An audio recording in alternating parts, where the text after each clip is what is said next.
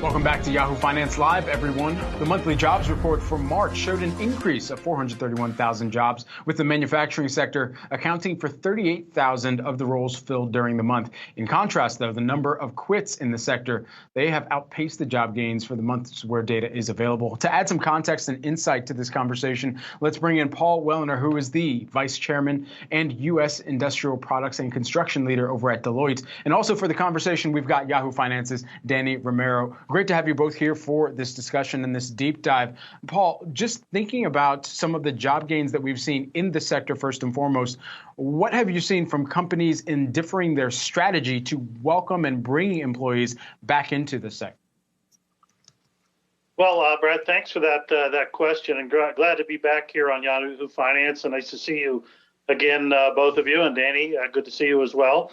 What I'm seeing companies doing as it relates to the jobs gains is they're trying to think about different populations. They're trying to think about different avenues to connect with, individuals in different marketplaces. Job hiring and job needs are hyper local when it comes to manufacturing. You can't create a solution that plays in Peoria but doesn't play in, a metropolitan area. You have to create solutions that work in different places around the country. And we're seeing manufacturers doing that across the board, but frankly, the gains aren't enough. And we're seeing outsized gains in some of the other sectors, which I think provides an opportunity for manufacturers. And Paul, it's Danny. So the pandemic really disrupted a lot of the logistics in the supply chain. Will reshoring of manufacturing jobs to other states really help the supply chain in the long run? Yeah, Danny, I think the reshoring efforts, and we sometimes think about it as either nearshoring, so bringing things closer to, the marketplace, or bringing things back into the U.S. marketplace. And those were trends that were starting well before the pandemic got started and really, changed the way we think about supply chains. They got started even a decade or so ago when we had the Fukushima nuclear accident, and we've had issues with tariffs over the years. We've had weather-related disruptions, and we even have the war going on in Russia and Ukraine right now. There's a lot of things that have disrupted supply chains. So manufacturers are thinking about how do they mitigate risk, and one way to mitigate risk is to bring things back to where they have a little bit more control over the supply chain. So bringing some of those things onshore. Now, it's going to exacerbate our problem, which is associated with the number of jobs that we need to fill here in the U.S. But in the long term, it's going to provide a lot of security to many of the organizations who bring those jobs back into the domestic marketplace. When we think about manufacturing, it touches so many different industries, but for where we've seen investments from the White House and on the front of semiconductors and chips manufacturing, even in the future, we know that there have been billions of dollars that have been earmarked for these efforts, both by the private and public sector. Where ultimately do you believe that the headcount to fill these manufacturing roles is going to come from, and what type of skills training is going to be necessary to make sure that we don't have lapses in the supply chain moving forward as some of these positions are brought back domestically? Yeah, two great questions.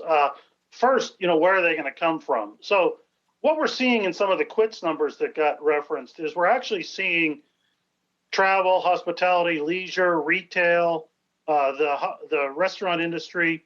Even though they're hiring at greater numbers, they're having quits basically a little bit more than 2 times the quits rate of manufacturing. So that provides an opportunity for manufacturers to attract people who are not satisfied with other industries.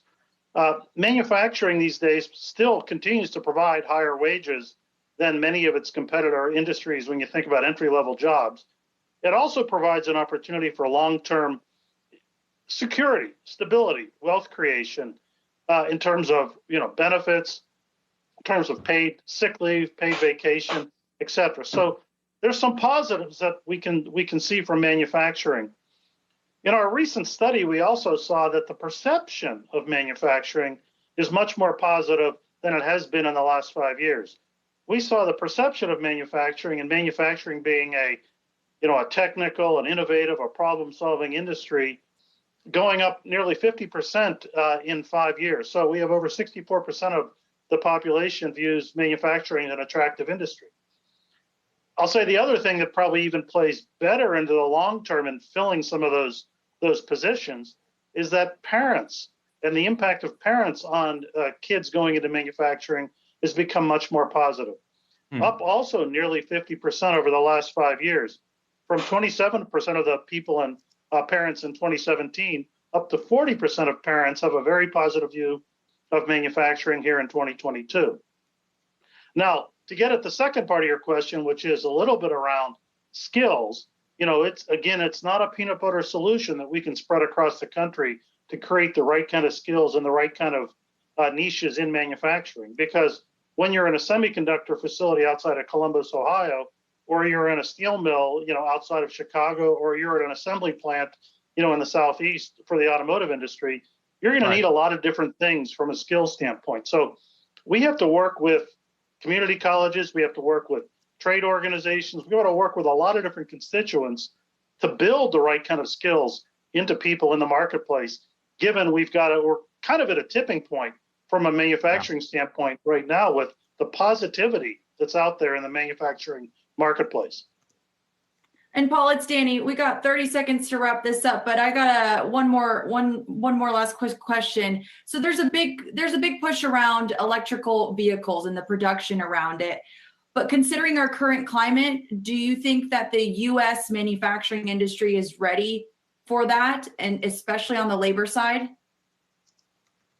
Well, again, it's going to take specific approaches to helping create those jobs and create the workforce, in Michigan, in Ohio, in Tennessee, where many of the big EV plants have been announced. But I think we'll be able to, as we pull together, we should be able to meet those needs. It's just going to take a lot of different solutions in a lot of different places to be able to get there.